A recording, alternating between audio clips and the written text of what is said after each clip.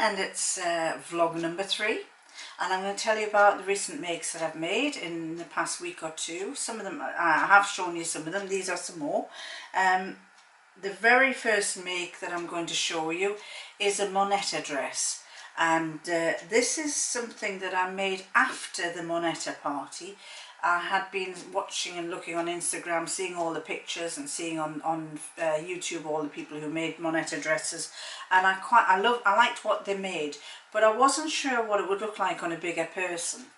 And then after the Moneta party, people put a lot of pictures up of what they looked like, and when going through them all on Instagram, I could see some people, larger ladies like me, and they looked rather nice. I thought, oh, maybe it isn't too bad. So I downloaded the PDF, printed it off, and as you do, you want to make it there and then. You don't want to wait too long. So I went through my fabric stash and I found this fabric, which, I don't know if you're the same as me, but you buy fabric and then a few weeks later, or a few months later, or even a few years later, you still haven't used it, but it doesn't have the same appeal there now as it had then. And this is one of the materials that I bought. I bought it about 3 years ago. It's a jersey, and it's stretchy. It's nice, it's stretchy, but it doesn't. I like blacks, and I just wasn't sure about it. But having said that, when I made it up, it looked a lot nicer than I thought. So this is the Moneta dress. The thing I did like about it, as I mentioned in my first vlog, is I like pockets. I'm really liking pockets. So I put pockets into this dress, and I really thought it was handy having the pockets. Didn't have any problems with it at all. I did just turn, I turned the hem over on there, on the front, and I did what, I don't know if I'll, let me show you. It's a double running stitch there. Not a double running stitch, just a double stitch. 2 rows. Get it right. It's 2 rows of triple row stitches, and it's this stretch, and it's on my sewing machine. It's basically 3 lines, 3 lines and 3 lines, and it's 4 stretch fabric, and that's what I liked about this. For putting round the cuffs and round the sleeves, it allows for the stretch, but it still looks quite nice. So I made it look like it was a twin needle type of stitch. I made it longer. I raised the neck because I like a high neck. I'm quite into boat necks, which are kind of straight across. I do like a boat neck. I don't know why, I just think it's quite flattering. I've got generally broad, I've got square shoulders usually, or I used to have, and I just think it looks a bit nicer with, for me, a boat neck type collar. So that's what I've got there. I'll put you a picture up of me wearing it, a video up of me wearing it. The only thing I didn't like was, and I found I didn't have any of the clear elastic. I do now. Funnily enough, I've been looking for clear elastic for ages and couldn't find any. Then I eventually found some, got some, and I'm quite pleased. But I used the white elastic instead. Not bad. Use white elastic. Not bad, but what I didn't like, I liked the front, but I felt that the back was the one thing that people who are slightly bigger, like I am, the comments that they made was the elastic doesn't look nice on the back. So if I made the Moneta again, I think I would do a gather on the front, but what I would do is probably fit the skirt back to the skirt top. So at the moment, the pattern for the skirt bottom is wider than the skirt top, and you gather it in.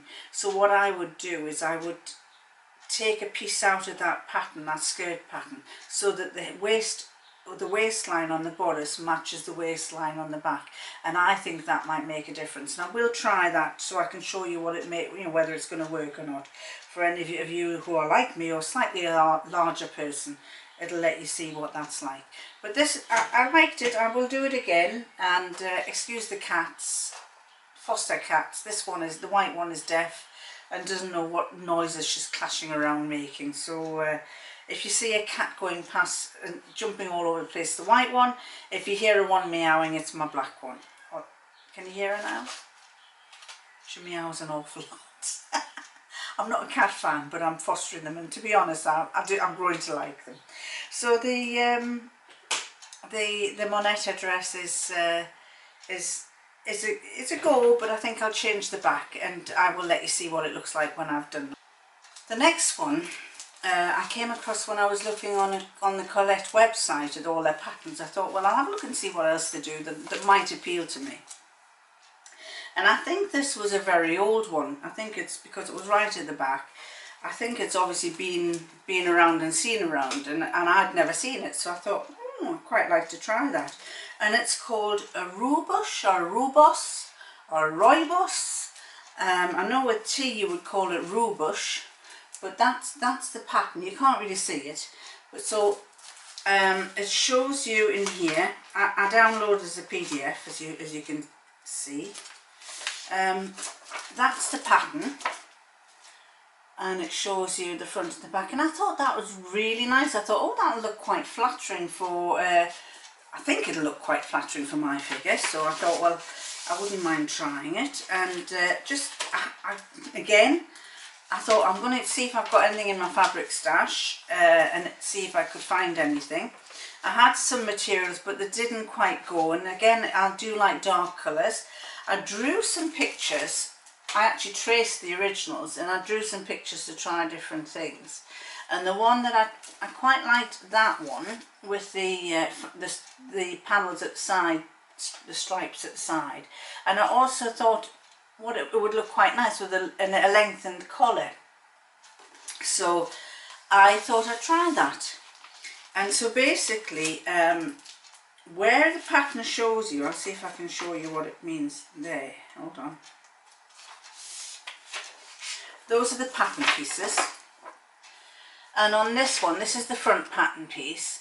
And where it goes to a point, that little first point, that is that's the collar. So what I did was I extended that collar to a longer point. Now, I can't decide whether it works or not. In some ways I think it does, in other ways I'm not so sure. So when I show you the pictures of it, of me wearing it in the photograph, it would be nice if you could tell me what you think, whether you think it works or not. But the good thing is that because it's such a long collar, I can flick it back in and just have it without it, and so the video will show you how it's got. I can flick it in. But this is the material I made it with. It's like a herringbone jersey. I did it with a herringbone jersey, a grey herringbone jersey. Again, I'm into my dark colours, with a white collar, and the waistband was like a checked pattern, but that wasn't jersey, that was just some fabric that I had in my stash. And then I made the pattern go diagonal on the side there, and then the pockets are lined with that fabric again. The one thing that I wish that I had done was I never thought of doing it, and that was to put stabilising tape in this pocket, and I tend to find that it tends to bag out a bit. But having said that, most of the time you walk around with your hands in your pockets half the time anyway, so I'd probably stretch it anyway. Well, you know, and it's basically meant to be something that I could wear for winter or colder days, so I'd probably have a hanky stuffed in the pocket most of the time if I was coughing and sneezing.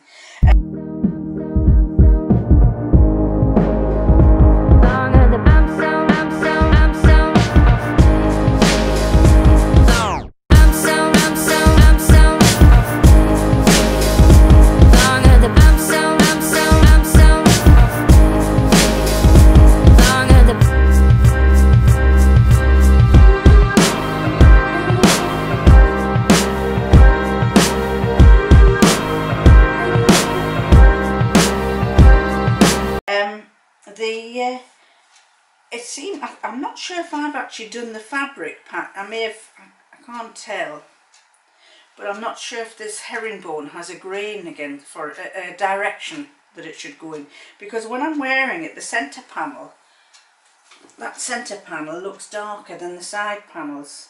It may just be a trick of the light, I don't know, but it does look rather different. Do I like it? Yes, I do. Would I make it again? yeah, likely I would. And I did see there is one lady in America who has turned out loads of them in different coloured fabrics, and she does flowers here and different flowers there, and I think I might like to try that and see what that turns out like. I rather fancy trying a proper collar, putting a proper collar on and seeing what that looks like. It is a low one, so you couldn't really wear a t-shirt underneath like that, but that was what I thought was quite nice, because if I took that in like that, if I took the collar in like that, which lies nicely, then I could wear a t-shirt underneath and it wouldn't look silly. And then I thought with this grey it might look nice with a red collar, red and grey, so I might try that, and then if I do I might show you what it looks like. But that, I would say, was a definite. I liked it. I like it. It's for an intermediate. It's an intermediate pattern design, but I found it quite straightforward to follow. Having said that, you know, I mean, I've done sewing a long time, so yes, it's possible that I could, you know, it's not as straightforward as the Moneta dress, but that I really enjoyed. The next dress, the next one I made, is a dress, and it's a Zadie dress, but it's got a bit of a twist to it, because this Zadie dress has a cotton fabric panel in there and a cotton fabric panel on the front, and it's got black jersey sleeves and black jersey down the side. I'll put a picture up at the side here, one of these places for you to see, and I think it's lovely. I think it's absolutely gorgeous. The only downside for me is I believe I raised the neck a bit again, and of course the collar, I meant to take the collar in, because if you raise the neck, then the collar, this band is going to be too long and too big, and it's going to make it stand out. And I should have taken it in, but I completely forgot to. So that it does stand a little bit away from the neck, but it's not too bad. I did press it, and if you steam press it, it goes flatter. If you ever have that problem with a neck that is lifting out, give it a steam press. Get a J cloth or some kind of damp muslin or something, wet it, squeeze the water out, put it over the top on your ironing, this on your ironing board, put the muslin over the top, steam over it, and it'll make it lie better. And that's what I did there. I thought that, there are a few cat hairs on here, despite, this is what I don't like about cats, because as fast as you're cleaning the hairs off your clothes, you get them back on, especially since I like black. But that is a lovely, lovely dress. I really like it. I was a bit dubious about whether it would work with the cotton in the middle, but it did, and I think it's very flattering. I also made it longer. I do like long dresses, and the same with the Moneta and the Rooibos. I made them longer. I don't have the knees on the legs to flatten myself with a short dress, so I tend to wear longer dresses, and I sometimes wear them with boots, and so this is a longer dress. I do like it. I think it's really nice. But I had too much material left over, so I decided that I would do this.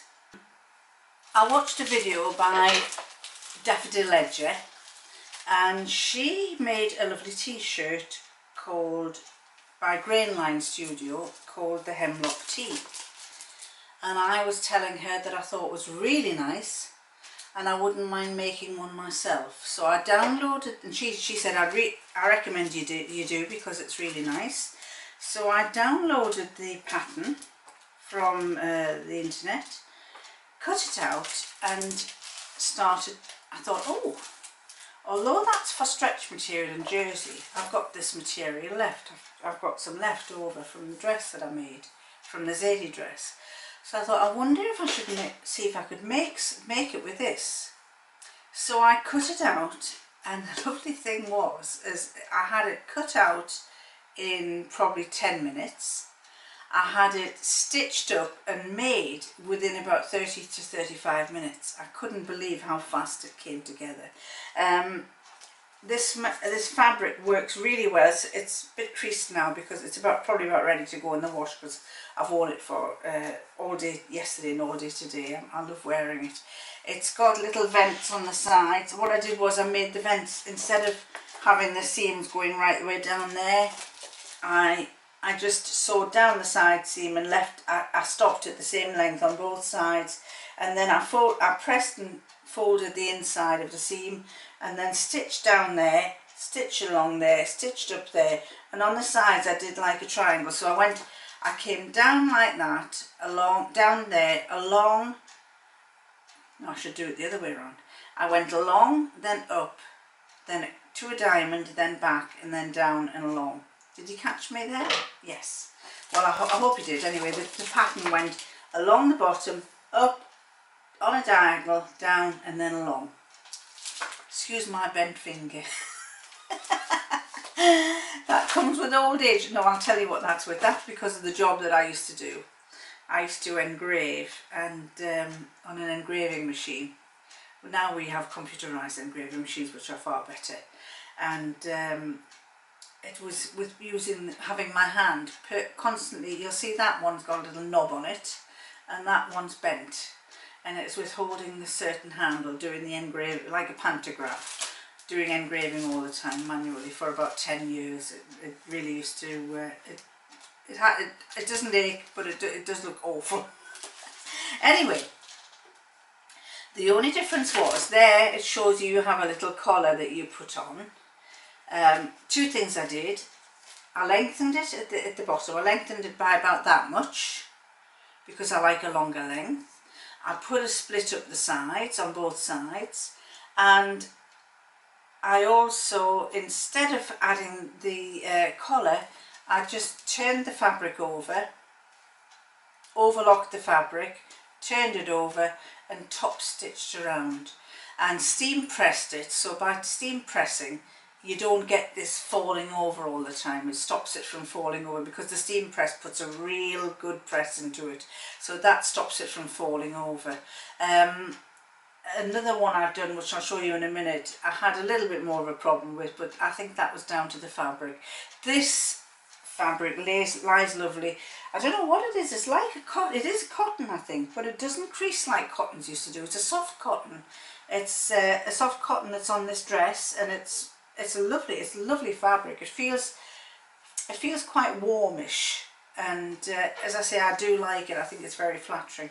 I base these on two things. I've bought two tops in the past, one from Marks and Spencer's and one from Roman, and they are long sleeved with the necks like this, and I find them very flattering. They're long, about the length that these are, and I just think that they just look a lot better on a, for me. I just feel comfortable in them.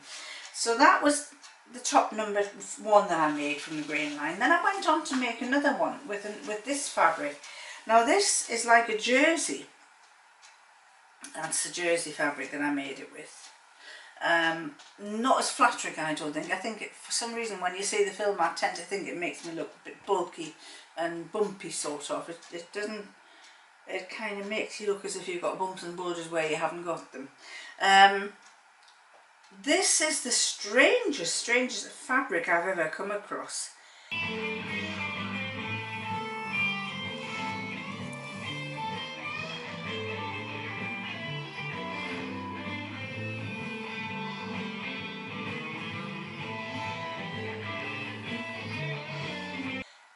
I don't think it's going to last very long, personally. It's like a jersey, but the inside has a very fine net adhered to it, stuck to it, or sewn into it. So the black bits that you see are the bits of knitting, but they're also the bits of net, I think. But it's really strange, and it's a funny material to sew. It's beautiful to sew in a sense, but there's just something about it. I don't think it's going to last long because of the fabric. I just feel it feels like soft pajama type fabric, and I wouldn't care. I paid £10 a metre for it from it's called a market stall, I think. I think it's Darn's and Sewing Fabrics, but the lady has lovely fabrics, but I just think that I've got a funny feeling that I don't think it's going to last very long. It probably might do. It might prove me wrong. I only bought a metre. I think I bought a metre of it, so I didn't have enough material to make the sleeves. to make the full length sleeve. So what I did was I found whatever I had in the fabric that was wide enough to take the sleeve pattern, and then I cut some strips to make the cuffs. And I've just got little short cuffs, but because I have fairly short arms, they go to about there, and they don't look too bad. It looks quite nice. So that was a Grainline. Same thing. I didn't put a cuff on. I just turned it over. So it's not so much a t-shirt as more of a top. It's a sweatshirty type top. So that I was pleased with. Unsure about the fabric. More unsure about this next fabric. The same top, t-shirt top. I bought this next fabric up in Newcastle, in Gosforth, near Gosforth. A fabric shop, a big fabric factory place that I came across, and I was amazed by the amount of fabric there were. But not having bought fabric for a long time, I was stunned at everything being £10 a metre, because I'm sure in my day you used to pay about £2 a metre or £3 a metre, and I've only come back into sewing again, and £10 a metre seems an awful lot. So I was thinking, oh golly, that is too much to pay for material. But I was drawn to this material, and it's a black fabric.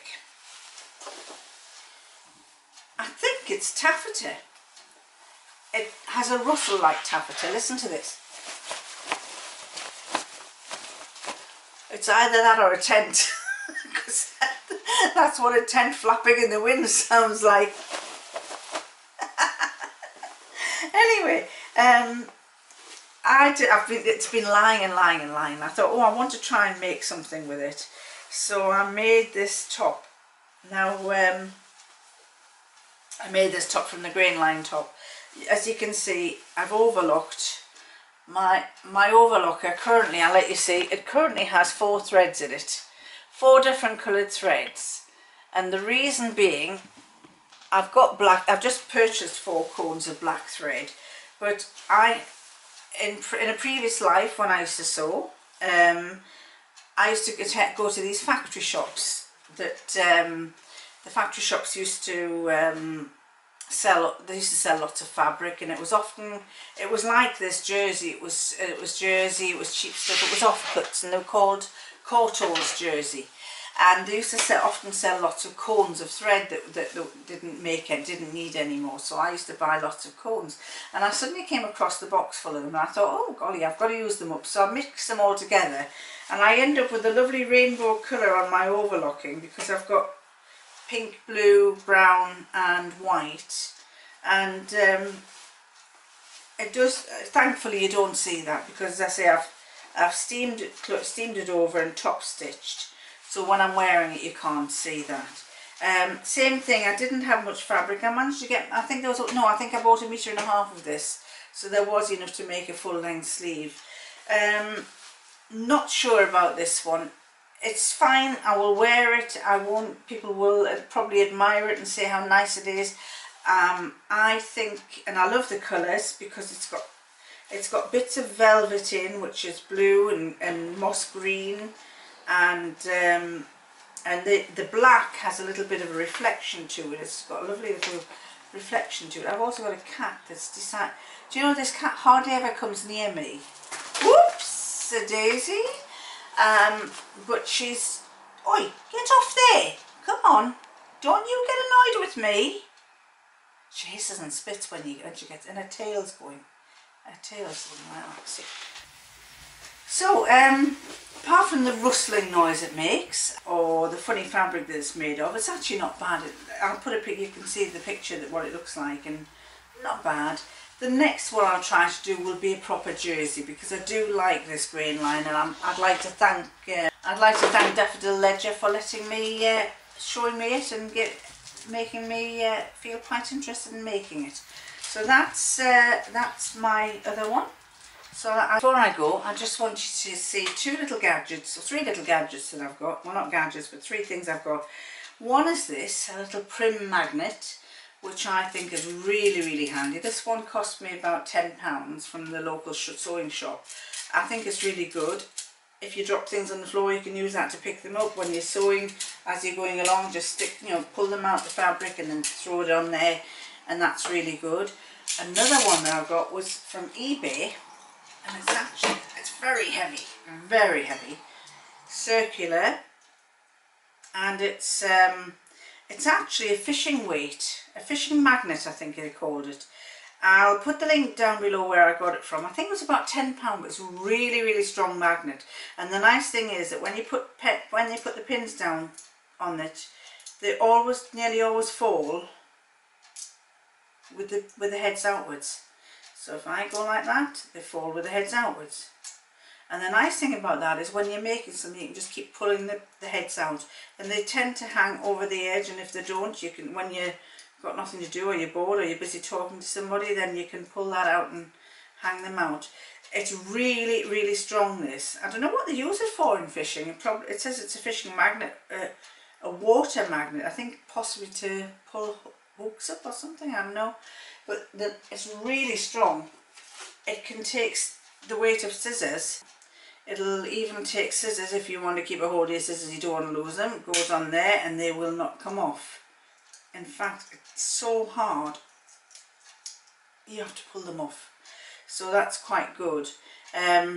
So I just think that's great. I just wish I had this years ago. And the other thing is, if you drop pins on the floor, same thing, you can go around and pick it up, and it's a really powerful magnet that you can use.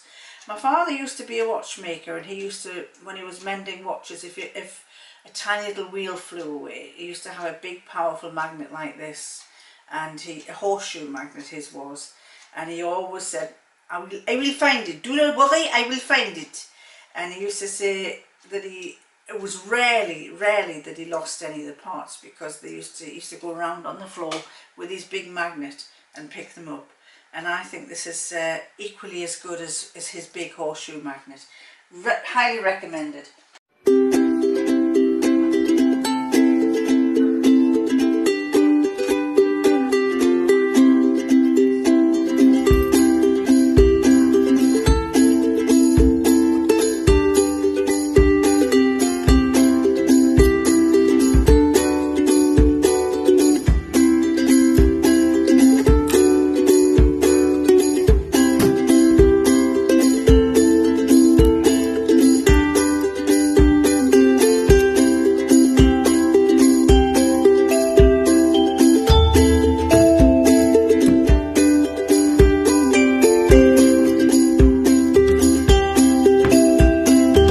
And the third thing is, it's just something I made. This is, you might recognise it as a soup carton. It's one of Marks and Spencer's, and those of you who are in the UK should know Marks and Spencer's. It's got, what I did was, the lid is the bottom, and I cut a hole in the top. So I've got a hole at the top and the lid on the bottom. I actually put some liner inside there. Used some spare fabric that I have. People say, what can you do with spare fabric? This is what I did. I used some spare fabric and a bit of bias binding around the edge. Did an overlock pattern on the edge of the bias binding. Stuck it on, and I used this for just putting pens and things and scissors in. And because it's wide at the bottom, it stays put. So I just think that's a nice little neat little thing. Covered in cat hairs, I see. I think I'm going to have to ban my white cat from sitting on my desk, or at least give my workbench an extra clean when I've seen her lying on. She's actually currently lying on my clothes, so I'm just going to be rather annoyed when I'm over in a minute. But anyway, it's been nice talking to you. Oh, well, not talking to you.